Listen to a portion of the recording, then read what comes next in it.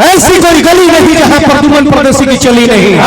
लेकिन ऐसा कौन हो टोला ना जहाँ इनका चप्पल जूता से स्वागत होला। इलाका किसी का भी हो धमाका प्रदुमन परदेसिया का ही होता है।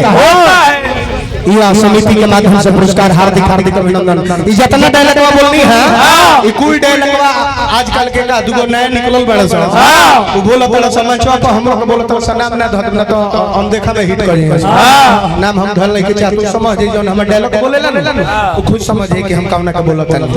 रोशन जी नाम धैला के जरूरी नहीं कि ठोर काला पर सब बुझा सब काला पर बोलो ए बे जाई नहीं तो कहबो कि फाटा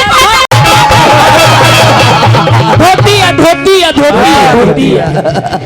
कौन चीज है बैठल बड़ा अच्छा काम में भीड़ भाड़ में देखो तनी मंच यही अलवर बलगर कहीं काटी लग जाए तो धूप गल तो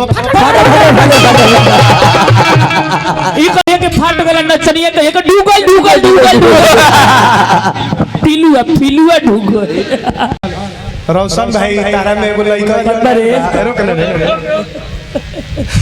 वो बैठल बैठ दिन गइल स्कूल मैडम जी पूछली कि बाबू तो यस मिस तो ये बताओ तुम बड़े हो कि तुम्हारे पापा जी बड़े हैं। कहता कि मैडम बड़ा तो मैं ही हूँ।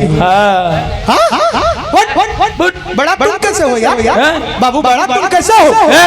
मैडम जी एक चीज से मुझे ये पता चलता है कि मैं कैसे बड़ा हूँ तो क्या है प्रॉब्लम क्या है कारण क्या है। तो मैडम जी मैं माँ का दूध पीना बचपन में ही छोड़ दिया और पापा आज भी माँ का दूध पीते हैं इस नाते से तो मैं ही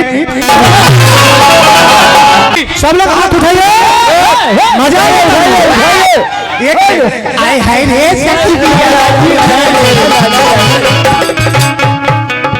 इनकर मौगी कही के आया है रे पियावा